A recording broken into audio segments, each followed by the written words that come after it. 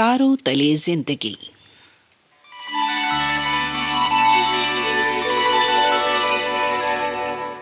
तारों तले जिंदगी इस सीरीज में हम आपके लिए लेकर आए हैं हिंदी साहित्य जगत की कुछ चर्चित कहानियों और उपन्यासों पर केंद्रित रेडियो नाट्य वाचन। आइए सुनते हैं जयशंकर प्रसाद की कहानियों का रेडियो नाट्य वाचन।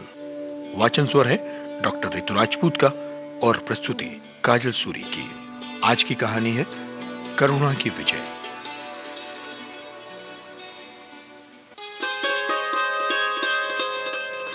सामने संध्या दुसरती जल की एक चादर बिछी है। उसके बाद बालू की बेला है। उसमें अटखेलियां करके लहरों ने सीढ़ी बना दी है। कौतुक ये है कि उस पर भी हरी हरी दूब जम गई है। उस बालू की सीढ़ी की ऊपरी तह पर जाने कब से एक शिला पड़ी है।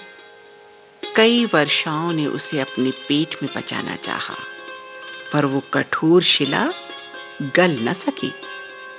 फिर भी निकल ही आती थी। नंदलाल उसे अपने शैशव से ही देखता था। छोटी सी नदी जो उसके गांव से सटकर बहती थी, उसी के किनारे वो अपनी सितारी लेकर पश्चिम की धूसर आभा में नित्य आकर बैठ जाता।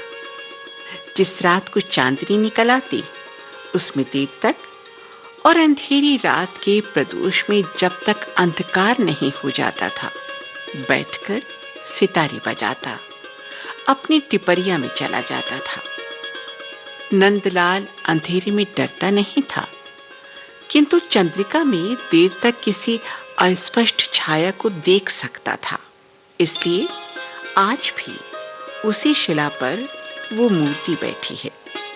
गैरिक वसन की आभा शांति सूर्य से रंजित नभ से होड़ कर रही है। दो चार लटे इधर उधर मांसल अंश पर वन के साथ खेल रही हैं। नदी के किनारे प्रायः पवन का पसीरा रहता है। इसी से तो ये सुविधा है, जब से शैशव सहचरी नलिनी से नंदलाल का वियोग हुआ है, वो अपनी सितारी से ही मन बहलाता है। सुबह एकांत में, क्योंकि नलिनी से भी वो किसी के सामने मिलने पर सुख नहीं पाता था। किंतु हाय रे सुख, उत्तेजनामय आनंद को अनुभव करने के लिए एक साक्षी भी तो चाहिए। बिना किसी दूसरे को अपना सुख दिखाए हृदय भली भांति से गर्व का अनुभव नहीं कर पाता। चंद्र किरण, नदी तरंग, मलय हिलोल, कुसुम सुरभि और रसाल वृक्ष के साथ ही नंदलाल को भी ये विश्वास था कि उस पार का योगी भी कभी कभी उस सितारे की मीड़ से मरोड़ खाता है। लटे उसके कपोल पर ताल देने लगते हैं। चांदनी निखरी थी। आज अपनी सितारी के साथ नंदलाल भी गाने लगा था। वो प्रणय संगीत था। भावुकता और काल्पनिक प्रेम का संभार बड़े वेग से उच्छ्वसित हुआ था।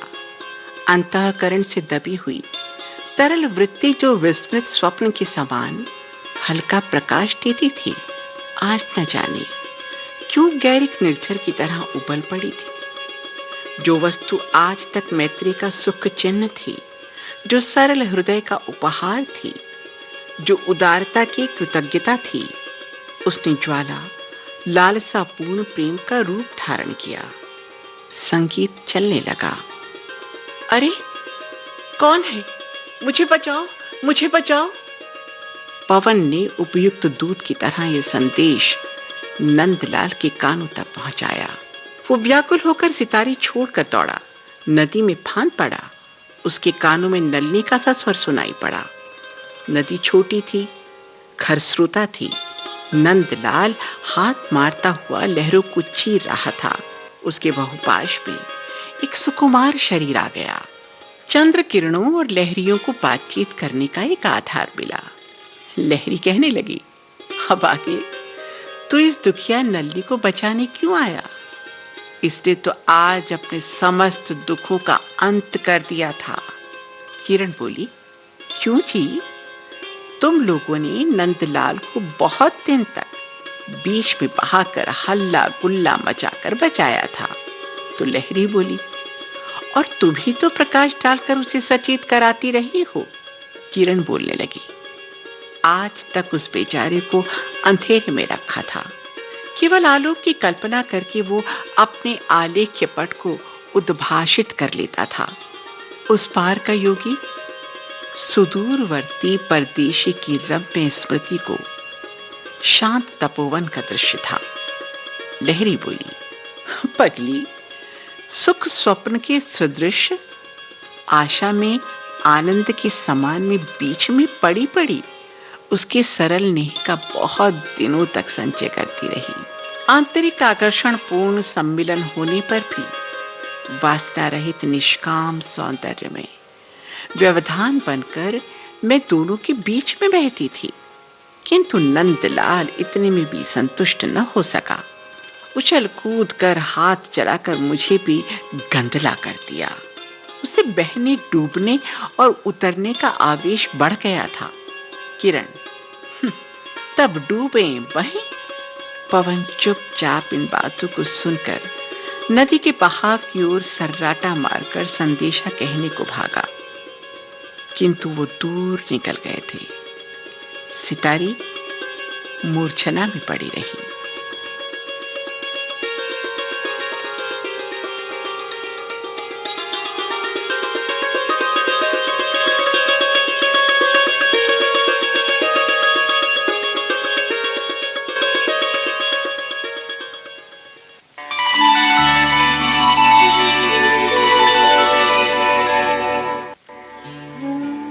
तारों तले जिंदगी। अभी आप सुन रहे थे जयशंकर प्रसाद की कहानियों पर आधारित रेडियो नाट्य वाचन, और सुन रहे थे कहानी करुणा की विजय।